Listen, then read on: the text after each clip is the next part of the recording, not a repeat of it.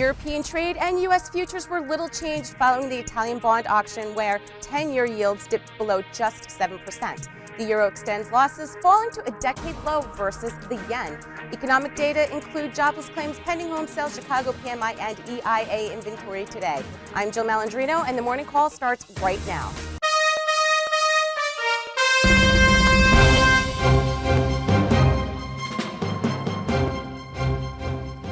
Good morning. I'm Scott Redler, Chief Strategic Officer of T3Live.com. And I'm Jill Malandrino with The Street, and we bring you a very special edition of the Morning Call as we round out 2011. We are going to review Doug Kass's top 15 picks, top 15 surprises for 2012, and we're going to pick our top 4 or 5 that we think make sense, that we agree or disagree with.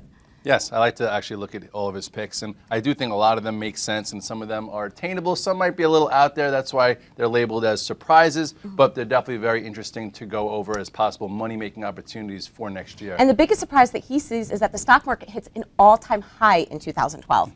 Well, that's a big goal. That's a very lofty expectation. What I'm going to do is I do think that the ball is still in the bull's hand. Right now, last Tuesday we had the gap and go. It ignited the new confirmed rally. But I'm going to break it down a little bit closer. I'm not just going to say, at the end of the year we're going to be at all-time highs, because none of us are going to just trade and position ourselves for that. You have to position for each and every move of the year. And right now, if you take a quick look at the S&P, you will see that we still have some bullish composure here. You have the low, which was that reversal from October 4th. Then you have the November low, which was higher. Okay, and then you had the December low, which was higher. And then we just tried to break above this mini downtrend here. And obviously yesterday we had a down day based on the fact that people were worried about the Italian auction and just, with the euro getting crushed. So at this point, we're up a little bit today. I think the line in the sand going into the new year is right around here. I would love to see this hold, for the continuation of this bullish pattern. And then really, in order to get going, in order for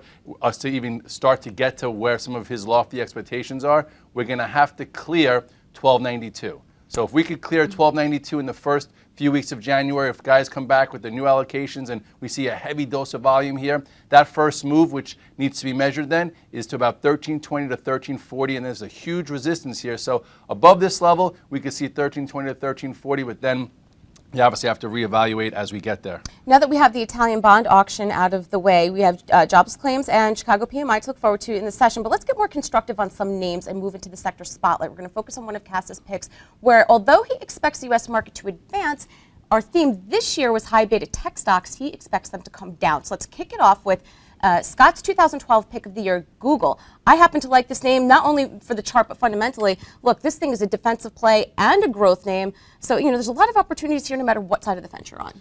Yeah, I kind of agree that some of the high beta names are going to not perform, but you still have some that are worth owning. And I put 2012, my high beta name of the year is Google. I also like Apple, but I'll go over Google. If you take a quick look at the chart, you will see that on Google, you have this monthly chart where we saw our highs in 2007. Okay, then you had a big dip down into 2008, came back up, and then we've been consolidating really nicely on this monthly chart. And we're just starting to get above that 636, which was a nice buy this week for cash flow traders. And the measured move of this stock with this pattern is about 850. So first you get to the highs of 750, then 850.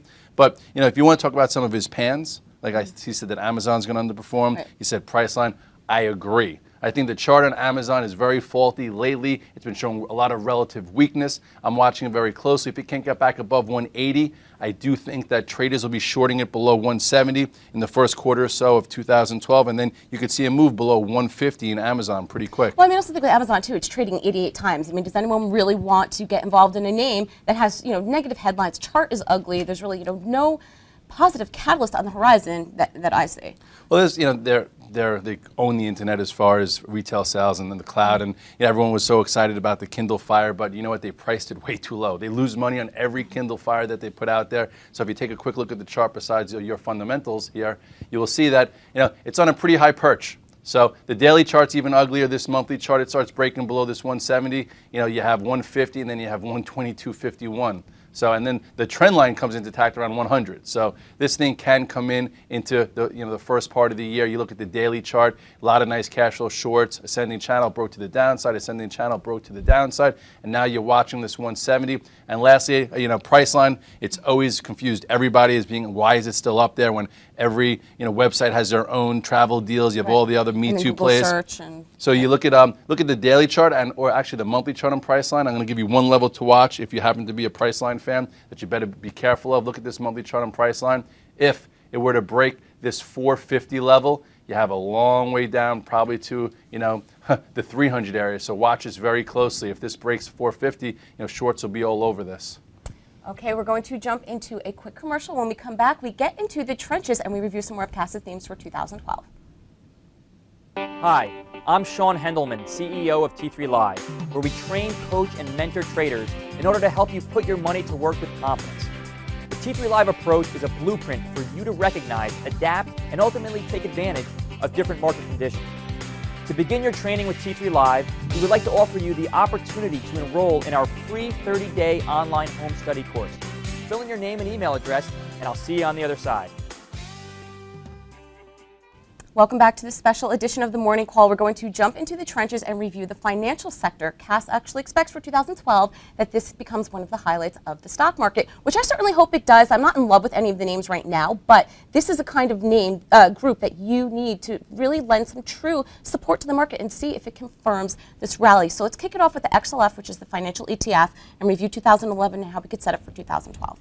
Well, it would be very nice for the banks to participate. It would be great if they were actually a tailwind versus a headwind, which they've always been. We've had some nice trades in 2011 in the banks, but they've been from such drastic oversold conditions. And, Jill, we talked about so many times that if you actually went to buy a bank after it already had its oversold bounce, you lost money. So the question is, can that trade change? And if he's right, I think that would lend support to his thesis that we could go to all-time highs. But if you look here at the XLF, you will see, not very compelling right now. You had the move off the October lows, which this one was a pretty fast and furious one that cleared a lot of resistance. Then you had this descending channel as it corrected, went to the upside, and now it's going a bit sideways here. So I would think, if the XLF could start breaking above this mini downtrend here, if we could start getting above, just say this area here is about 1340, it could it could get some attention here and these things could start to go. But if it starts to break back below this recent low, which is about 1221, I would think there's going to see a lot more downside action here. So at least you have two levels to watch here.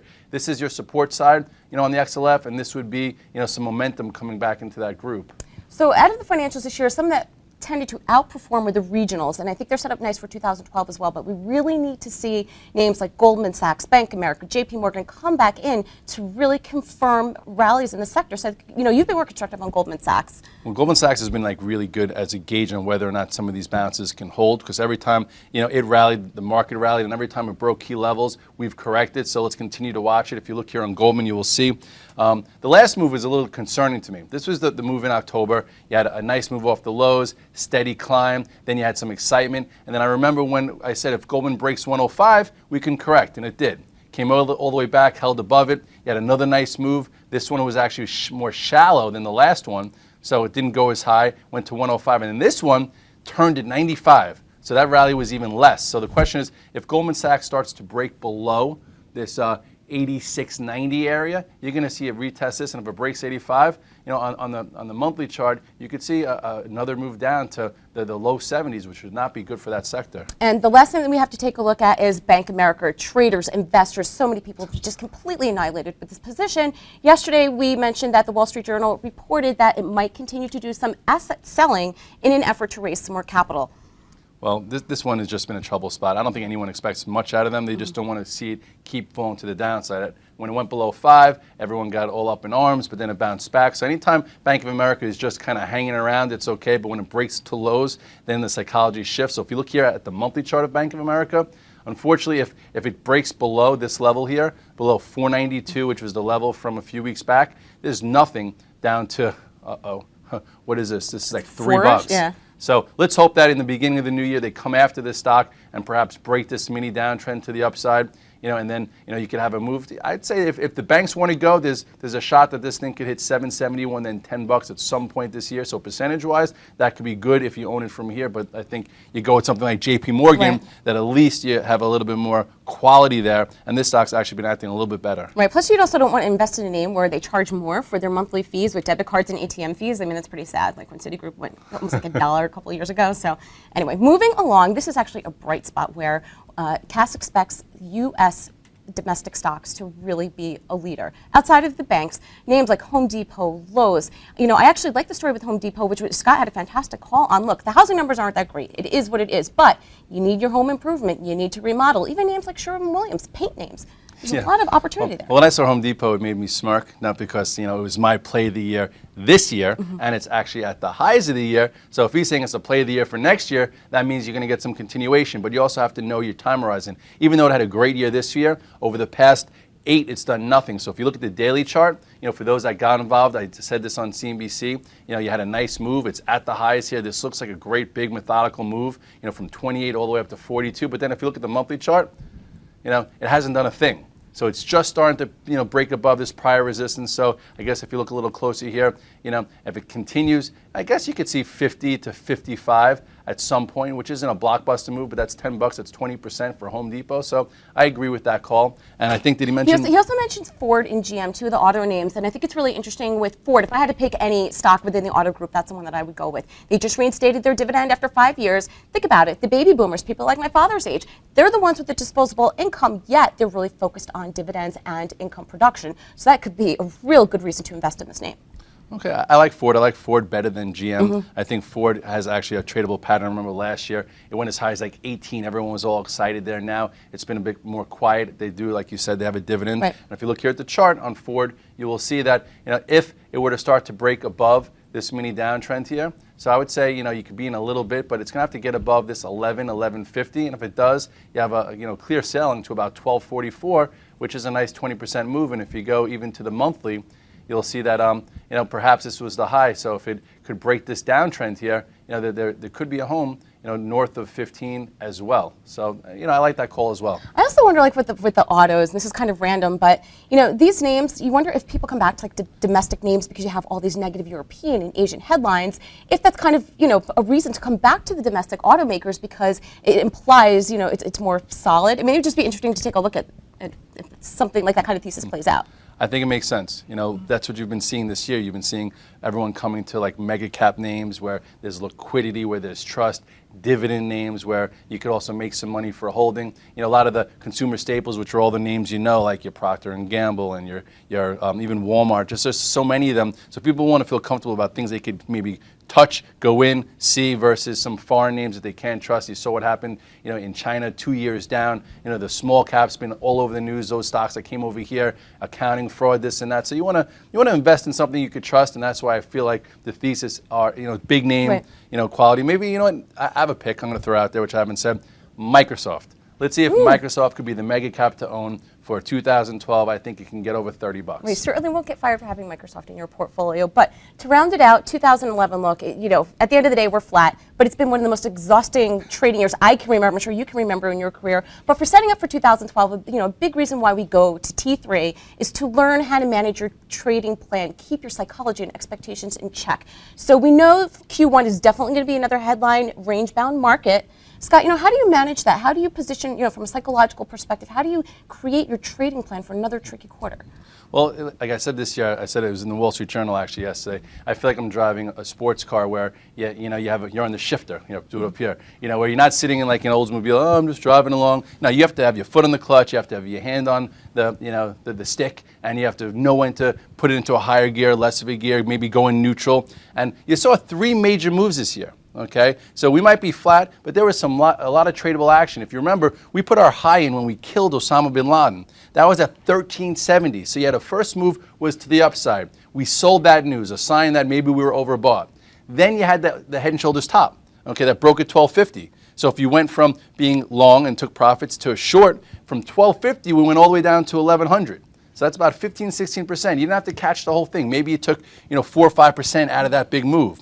Then on October 4th, you had that day to take notice, the outside reversal, the day the Bears lost the ball to the Bulls. Then from there, you went from 1104 to 1292. That's a big move. So that's been 3 moves that if you changed gears from bearish to bullish, or now even a little bit more neutral because it's been consolidating and wedging, you know how to make money. And even with gold and silver. I hate to say it, I talked so many times how the technical tea leaves were showing us that gold was getting weaker. There were signs to sell. Even a week ago, everyone's saying, what do we do with gold in 2012? I said we should see 1,400 before 1,700. It's down $100 from there. Yesterday, cash flow, silver from the price point sheet because people were prepared. They made cash flow. I haven't traded silver in a month and a half, and yesterday made almost 3.5%, shorting it through 27.41. So, right. So with the GLD, for example, at these levels, is it time to get more constructive, or do you think that there's more coming out of it? I think it's down about another $2, another 2%. If you are short the GLD, I think it's a great spot to cover. Awesome hold. I think in order to start buying it, GLDs could see 140 to 144 before I think it's compelling. And then if it doesn't hold there could be some more downside action. But the moral of the story is being prepared, knowing your price pattern, having like your utility belt of strategies that you could use in any market, and then you trust them. And the only way you're going to trust them is if you've done it before, if you trade within your means, because you can have a strategy, but then trade with too much size. Right. You don't know your time horizon, you don't know your risk tolerance, and you could have the right idea and execute it wrong. So there's a lot that goes into a trading plan in order to make money. The only thing you can do is work on it step by step, and every year is different, but you have to build, you have to learn. And again, this year, even though we're flat, there was a lot of opportunity for traders that take an active approach. Right, okay, great advice. I've learned a lot myself, even just working with you over the past 6 months in terms of managing your position size, keeping your emotions in check, and learning that, yeah, the market's flat, yeah, it's exhausting, but if you can identify the trends and you can identify the patterns, there's always an opportunity every single day on this tape, and we thank you for that, Scott. On behalf of everyone at the street, have a happy, healthy New Year. We will see you in 2012. Yes, we will be coming back strong, happy and healthy to everyone. Be safe, enjoy your family, have some fun, and do a little reading over the weekend. Not too much because you might have had a little bit too much bubbly. But anyway, have some fun. Just get ready to rock and roll. Next year's another year.